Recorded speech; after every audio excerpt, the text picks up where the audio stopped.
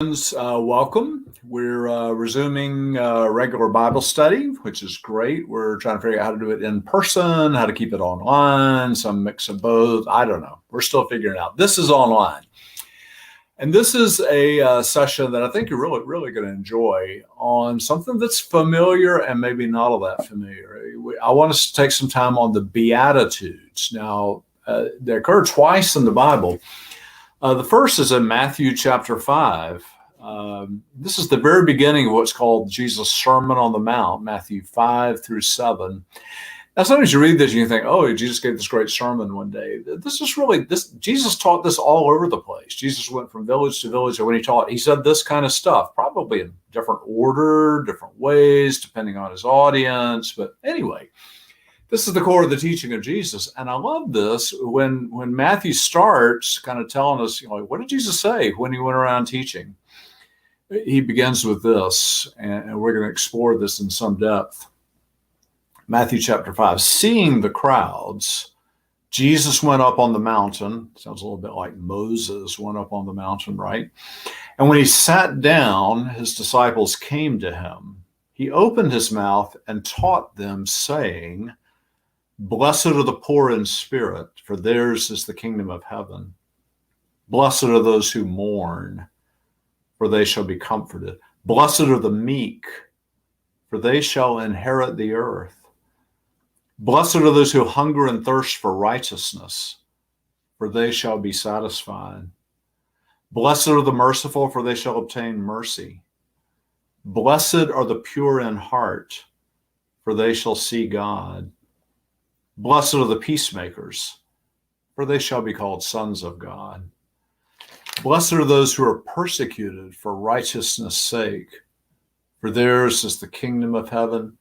Rejoice and be glad, for your reward is great in heaven. For so men persecuted the prophets who were before you." And then Jesus continues with the rest of the so-called Sermon on the Mount. I love to picture that like not as words on a page, but Jesus actually standing on the mountain speaking to these people that nobody talked to them this way. Like they were the rabble, they were the poor, they were the pitied, the people that were supposed to stay out of the way, the people that were supposed to serve others, and Jesus is blessing them. It's absolutely amazing. Luke has a very similar version, but it's a little bit different. I want to just read it to you so you notice the differences. They're really noticeable. In Luke, this is in chapter 6, verse 17, instead of on a mountain to show us that Jesus went from place to place, it said he came down with them and stood on a level place. Sometimes this is called the Sermon on the Plain, right?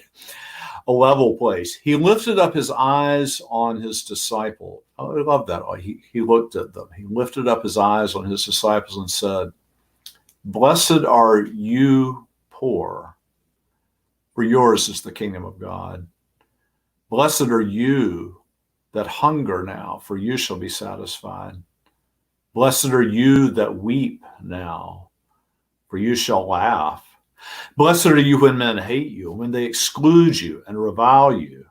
Rejoice in that day and leap for joy, for behold, your reward is great in heaven, for so their fathers did to the prophets." And then Jesus adds this, "But woe to you who are rich, for you have received your consolation. Woe to you that are full now, for you shall hunger. Woe to you that laugh now, for you shall mourn and weep. Woe to you when all men speak well of you, for so their fathers did to the false prophets." And then he continues. So Luke does two things there. If you notice, he says, "Blessed are you who are poor," not the poor. "Blessed are you who are poor." And then he adds the woes, right? It's implicit in it, right? If Jesus says, "Blessed are the merciful," there's a little hint in there that maybe if you're not merciful, you're not so blessed, right? So I love that. I've thought about the Beatitudes, preached on them many times, wrote a book on them. I got more interested in them lately. So I thought I kind of knew most of what there was to know. There's a magazine called Christian Century that asked me to write book reviews periodically. So they sent me a book on the Beatitudes. And I thought, oh man, I've done the Beatitudes, but I'll read it. I kind of enjoy doing book reviews. So this is by somebody named Rebekah Eklund. I didn't know Rebekah. I feel like I know her well. I read her great book. I reached out to her and said, I loved your book. Could we just talk about the Beatitudes for the benefit of my people? And she said, God, I'd love to do that. So I connected with her, and you're really going to enjoy this conversation with Rebekah Eklund. So friends, let me introduce to you and welcome my new friend, Rebekah Eklund. Rebekah, thank you so much for joining us today. Such a pleasure to be with you. I'm really honored. Oh gosh, you honor us. And you're up there in Baltimore? I am, yeah. I've been in Baltimore, Maryland for 9 years now. And you teach there? Yes, I teach at Loyola University, Maryland, here in Baltimore. Nice. Where are you from originally? So I grew up in Colorado, actually. So I'm a long way from home. But I kind of, after Colorado, bounced around to lots of different places before I landed here. And you did your doctorate at Duke. That's always a great thing. I did. It was a wonderful place to be educated, as you can imagine. As you know. Some of the best years of my life. I loved being in school. I could have just stayed forever anyway. Yeah. So I got to meet you in the way I meet a lot of people. Is I read a book that you wrote.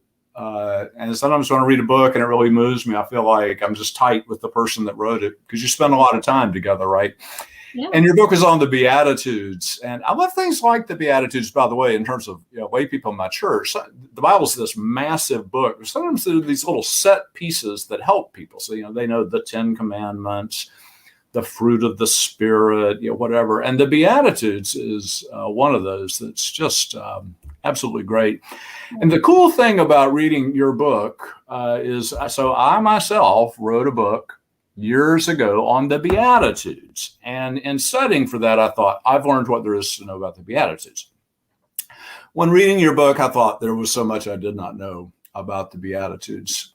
But it's not that your book had a lot. It was amazing. But it's not that your book had so much. There's a lot in the Beatitudes, right? Jesus opened up this world of meaning and really intended us to ponder it, to draw stuff out of it. So what your book really is about is sort of for lay people, what we call the history of interpretation of the Bible. So it's not what have the latest scholars said who are kind of cocky. They think, oh, we finally have dawned on truth the way physicists might.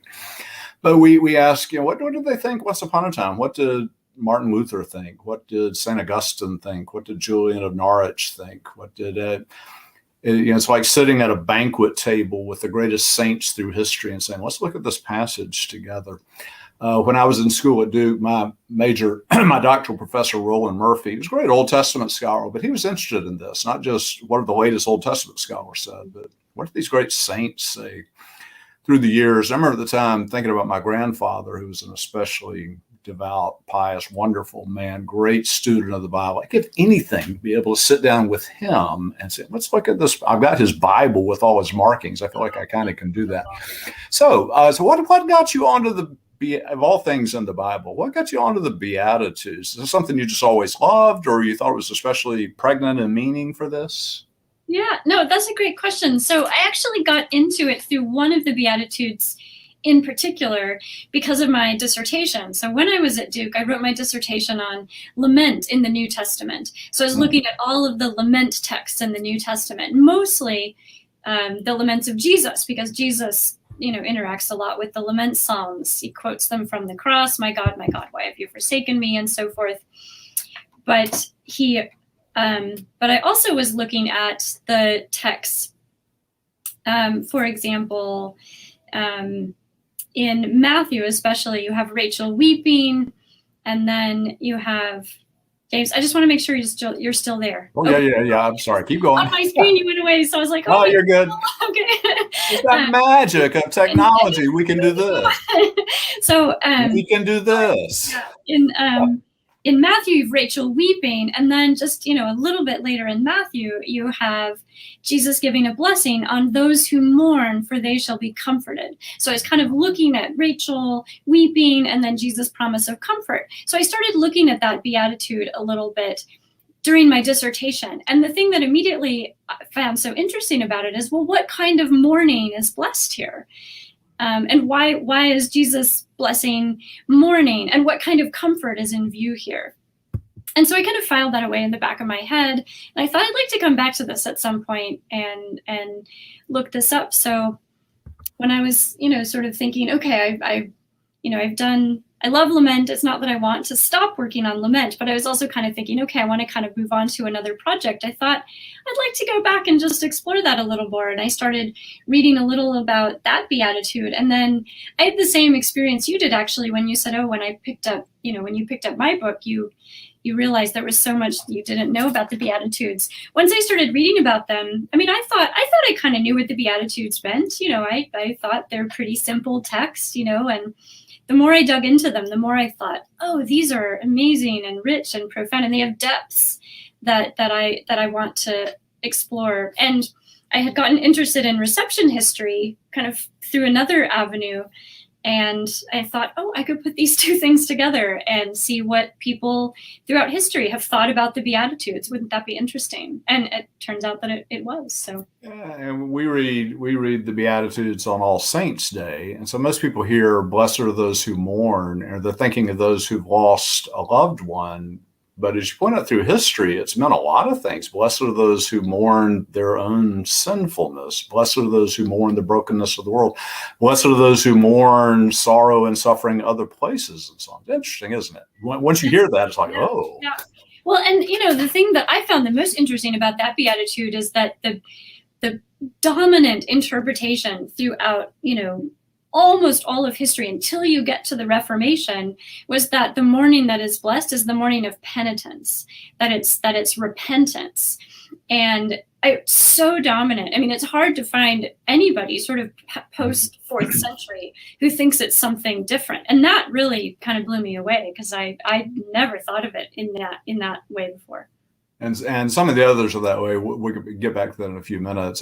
When I read your book, I was impressed with your breadth of learning. Good grief. You quote, you ever sleep? Well, yeah. Well, I should say, I worked on this for 5 years.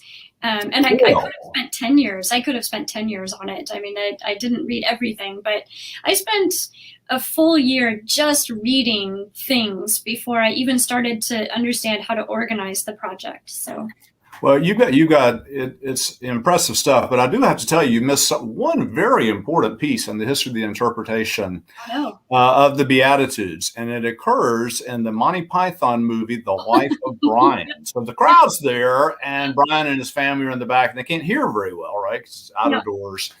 So they're shushing each other, and Jesus says, "Blessed are the peacemakers," and somebody says, "Did he say blessed are the cheesemakers?" Yeah. Yeah. And there's a guy standing there who represents, like the resident biblical scholar.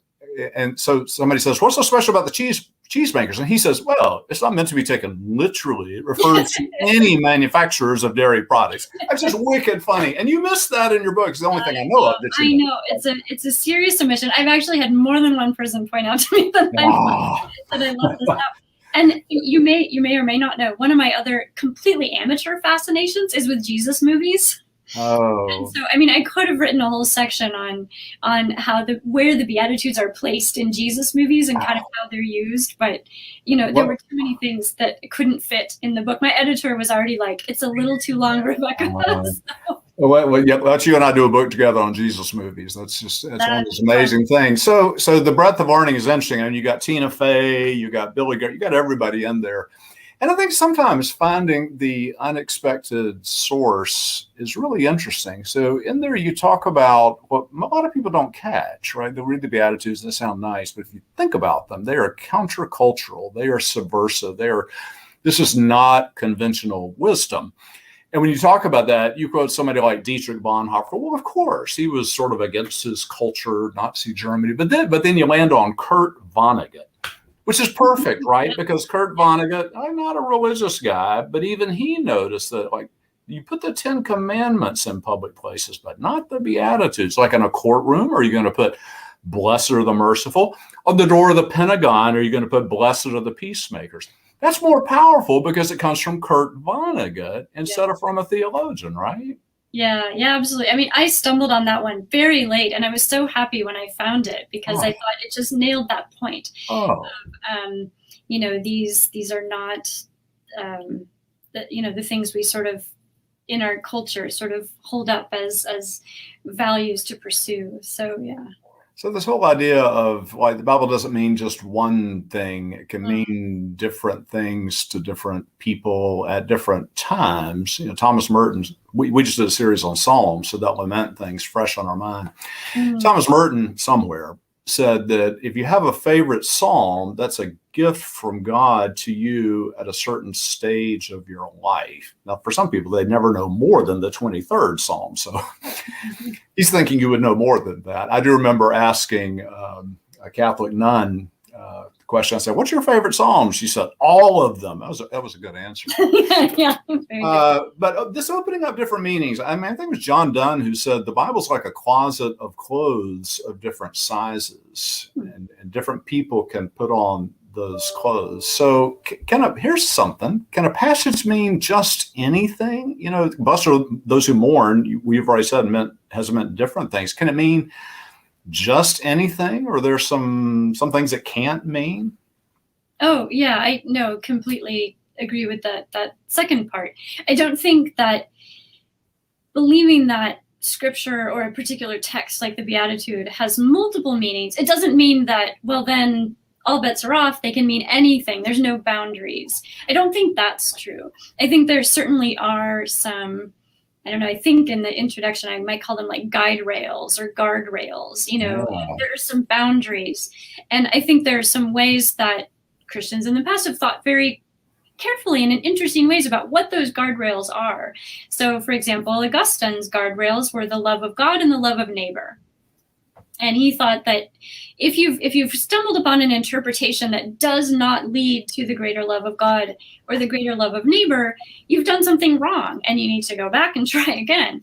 And so that's one guardrail. That's not the only one, but that's one of the measures that someone like Augustine was using to sort of test interpretations. So I think there are ways that we can say, well, that maybe is out of bounds. I think you actually see this in the blessing on the poor and the blessing on the poor in spirit, because you run into some people, I think, who are pretty anxious about reading this as Jesus blessing the materially poor. Well, how can that be? Does this mean rich people can't be followers? And what about if they're generous? And I mean, you end up with some interpretations that come pretty close to saying, well, blessed are rich people as long as they don't cling to their wealth. And I'm like, oh, we might have maybe violated, we might have stepped out of the sort of plain sense of the word poor here. So there's a number of different ways, I think, to test where those boundaries and guardrails are. But I think they're there. I just think that within those boundaries, there's some space to breathe. And a lot of it depends on what situation we find ourselves in. I mean, if I'm in the large scale of things in the scope of human history, I am not a poor person. I am a wealthy person. So when I hear Jesus blessing the poor, that functions differently for me than someone who is material poor.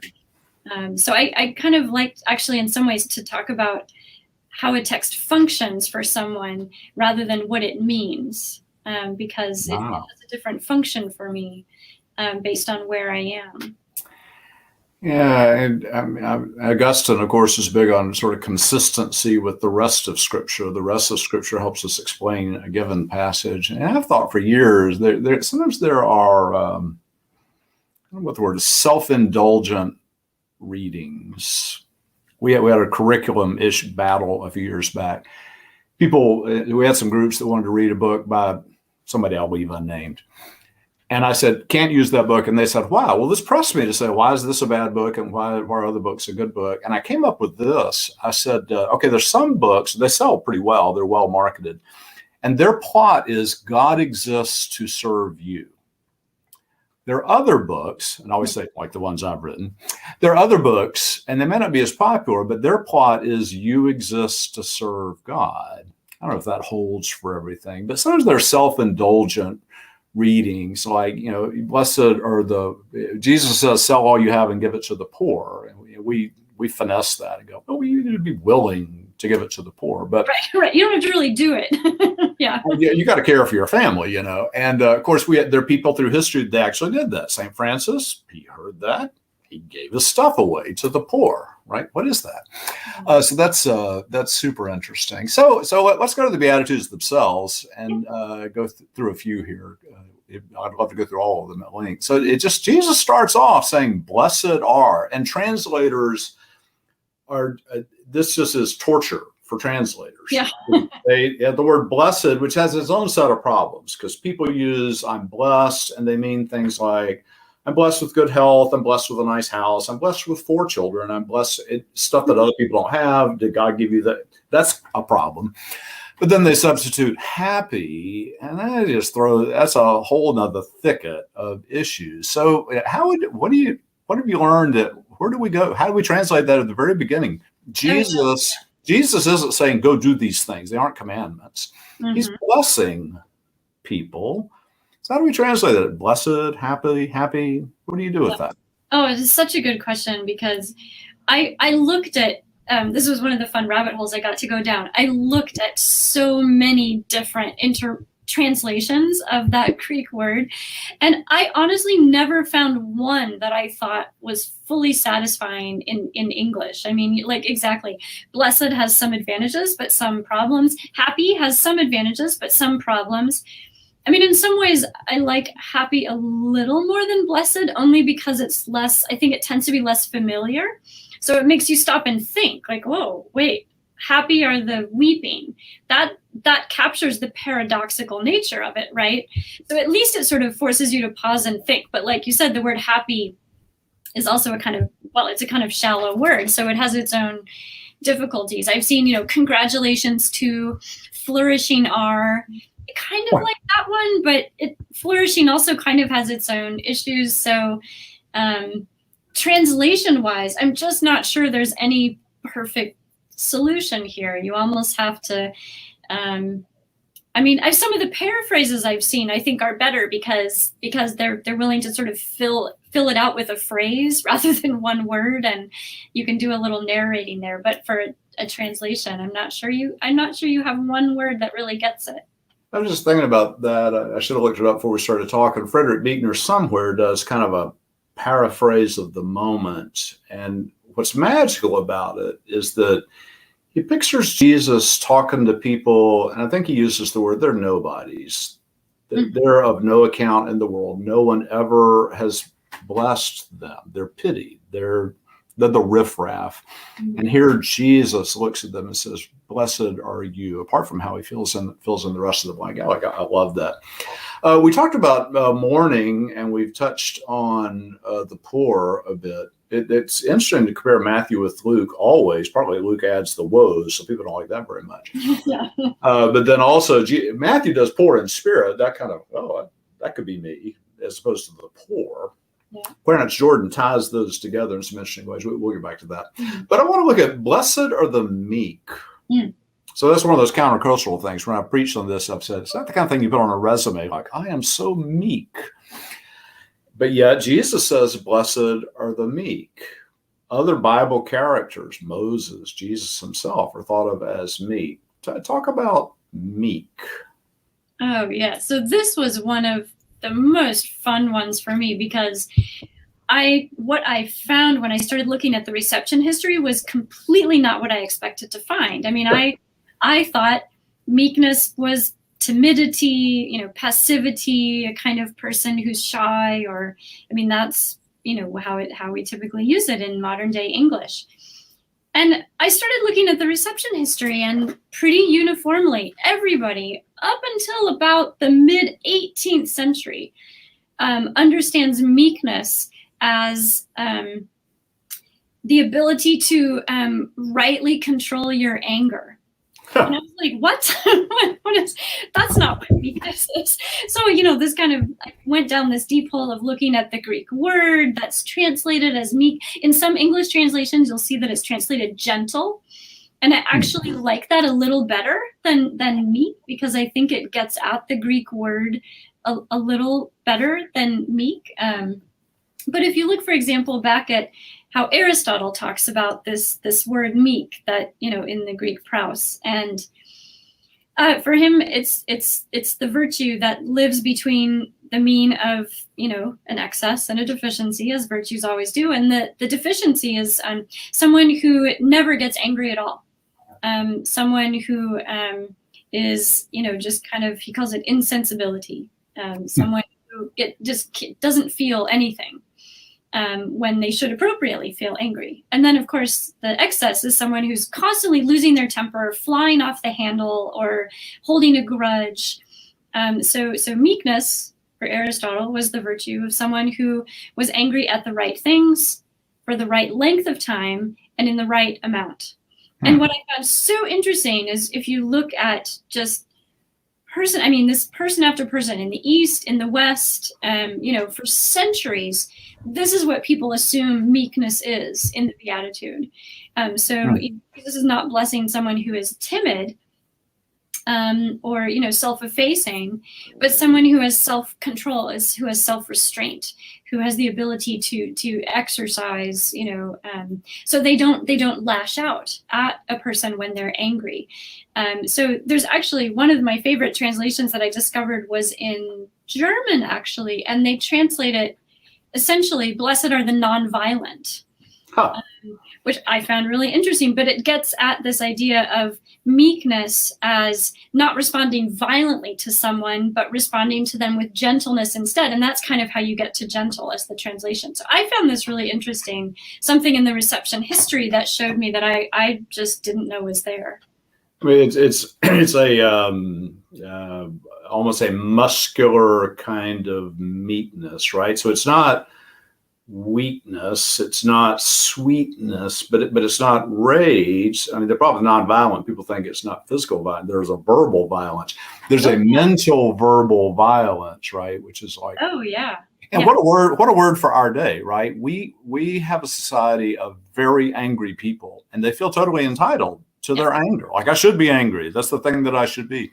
And I love the way that you talk about that, and that maybe that's what Jesus had in mind. Jesus is somebody, right, who was meek but strong, totally capable of anger, but yet angry at the right things in the right way. And for that's just a powerful word that's tucked inside that "blessed are the meek," I think. Yeah.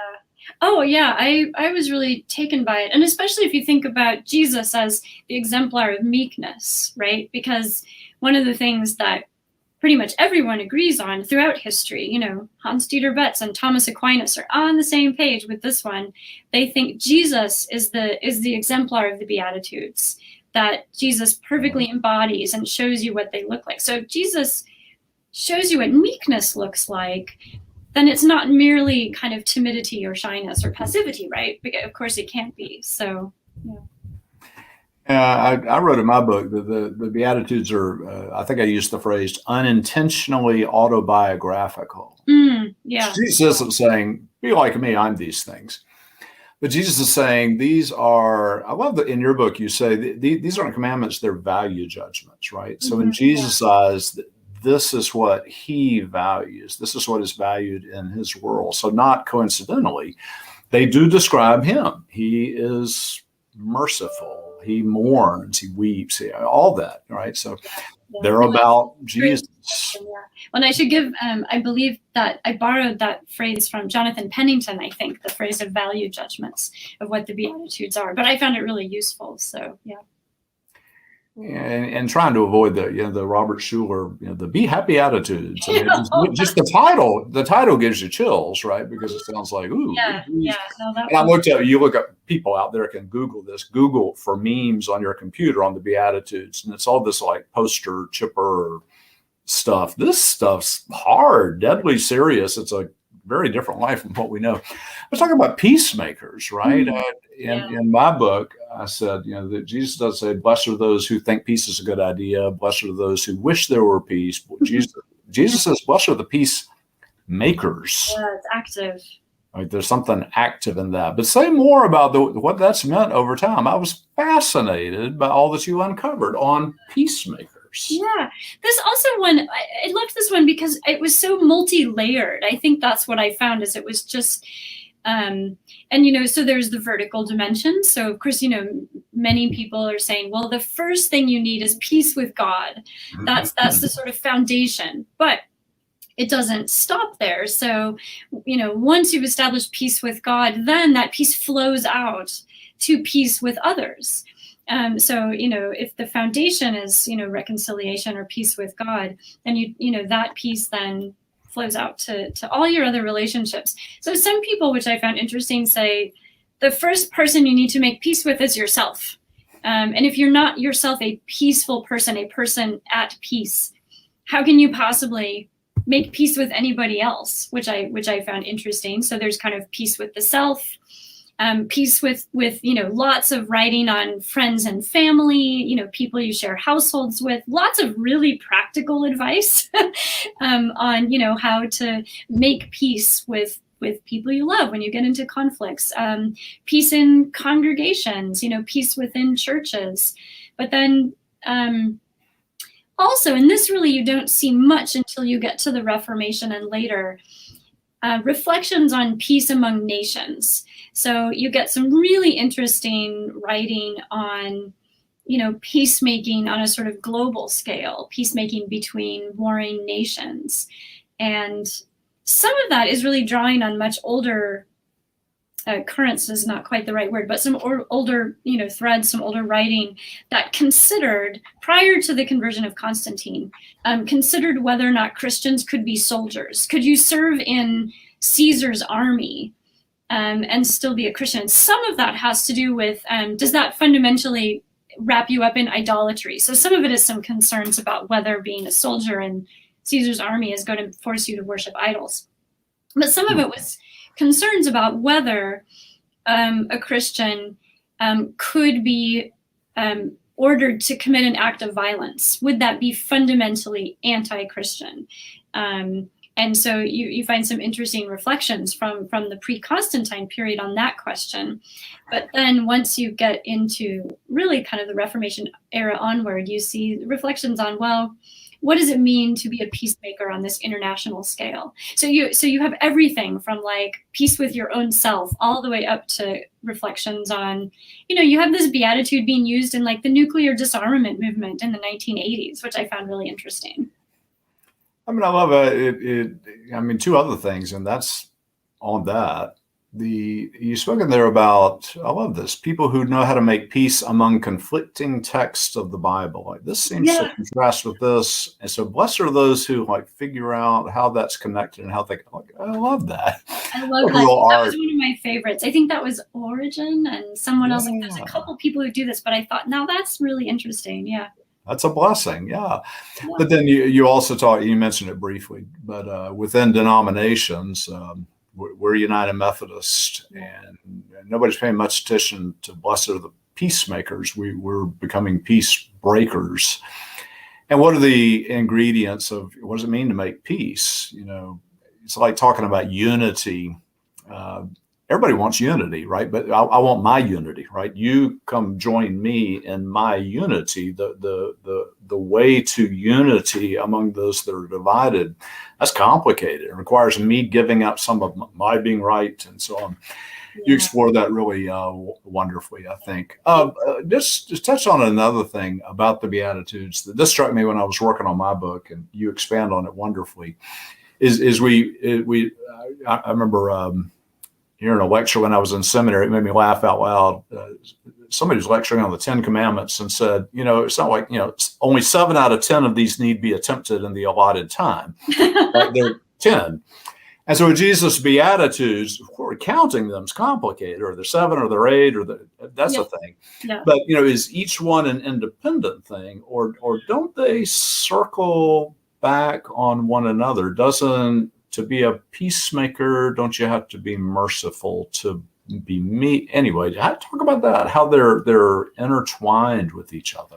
Yeah, no, I think that is absolutely right. And it's something actually that I don't think I'd really thought much about until I started seeing how much each reflection on the Beatitudes is drawing on earlier Beatitudes or pointing forward to later Beatitudes. And the peacemakers is a great example of that, because you have a lot of people say, well, okay, what enables you to be a peacemaker? What qualities besides peace with yourself? Like, what else do you need? Well, you need to be meek because you need to be able to restrain your anger. You need to be humble, so you have to have poverty of spirit. You need to be capable of showing mercy and forgiving people when they wrong you. You have to mourn the brokenness that requires growth. Exactly. You have to mourn the brokenness that's present, mourn with people when they're in grief, and you have to hunger for justice, because you can't achieve peace by papering over injustices. So you also have to hunger for justice to be done in the situation. And I just thought, oh, that's so interesting. But this is true of all the Beatitudes, where they're so connected to one another. So I love just reading the Bible slowly. I remember Ellen Davis teaches at Duke. I remember her saying, "Why should students learn Hebrew and Greek?" And I love her answer. She said, it makes you slow down and read slowly. People get accustomed to reading fast. You read a Dan Brown novel, you read the paper, you're reading fast. But the Bible asks us to read slowly and with others, but also to read slowly. And to me, a classic one is to say, blessed are those who hunger and thirst for righteousness. If you do it fast, it sounds like Jesus is saying, blessed are the righteous, but that's not what he says. It's better, right? Blessed are those who they hunger and thirst for it. That's so like Jesus, right? It's like we're going somewhere. We're on this group. We're so hungry for it. And are you still hungry for it? The problem is when you think, I'm already righteous, I must surely be blessed, right? Yeah. Oh, no, that's exactly right. And I one of the other things I think about, the word that gets translated righteous is it can also mean justice. And so if you read the Beatitude, blessed are those who hunger and thirst for righteousness, that might give you one set of kind of associations. But then if you read, blessed are those who hunger and thirst for justice, now you have another set of associations. And I think they're all kind of layered in there. I don't think it's one or the other, but I think, particularly once you think about hungering and thirsting for justice, that actually helps kind of point you in some ways back to Luke's version. Blessed are those who hunger, because that's what Luke says, right? Blessed are those who are hungry. And so it forces you to start to think about, well, if I'm hungering for justice, some of the people who need justice are people who are hungry. And so I think putting those two Beatitudes into conversation with one another actually is really fruitful and generative. So I thought we were done, but let me follow up on that. So I tend to think Mark's kind of your ragged gospel, and Matthew a little less so. Luke tends to be a little more placid, but not always. So in this case, in Luke's version, we think this is Luke, the author, but Luke's saying this is stuff from Jesus. And Jesus probably, if you think historically, Jesus didn't do these things one time. Jesus traveling and preaching, probably in all kinds of settings, he would say, blessed are, it was kind of a signature piece of his, right? At least in Luke's version, he says, blessed are the poor, and blessed are those who hunger. And we can spiritualize that, but he's probably looking out at people that are poor and hungry. So is he saying it's a good thing to be poor and hungry? What did you find on that? That's a great question. No, I think this fits in with the theme of the great reversal in Luke, right? What people often call Luke's sort of great reversal, or the theme of the great reversal in Jesus' teaching. You see it in the Magnificat, I think, which really sets the stage for a lot of what's to come. The mighty are toppled from their thrones. The humble are lifted up. The hungry are fed. The rich go away empty. I think you see a lot of those same themes precisely in the Beatitudes, right? And you get that in, the hungry, they're going to be satisfied. But the ones who are well fed now, they're going to go away hungry. So I think it's part of this theme of the great reversal, the upside down kingdom that you see in Luke. I think that's where it fits to me in what Luke is doing in terms of how he has recorded the Beatitudes for us. And there's something implicit in there for the church. Again, if you tie it to the other Beatitudes, so blessed are those who hunger and thirst for justice, blessed are the peacemakers. Hunger and poverty. So Jesus doesn't say pitiable are the poor and the hungry. And he doesn't say the poor and the hungry are to be blamed. Americans love that. Like, if you're poor and hungry, you messed up. This is the land of our right. So Jesus does not blame. He does not pity. He blesses. Yeah. And there's something implicit in that, because who are we? We are the body, extending this to the whole canon, right? We are the body of Christ. We're the hands of Christ, right? So if Jesus blesses the poor and the hungry, then maybe it's on us to bless the poor and hungry as we are meek, as we hunger and thirst for righteousness, as we make peace, and so on. Yeah, no, exactly. And I think, often modern scholarship wants to kind of put Matthew and Luke in kind of opposition to one another.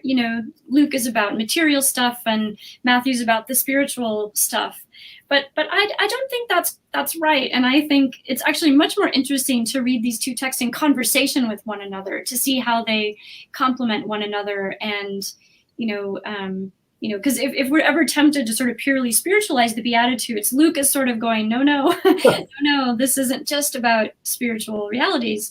But then also, I think Matthew is reminding us that it's not merely about material condition either. So I think they really help converse with one another.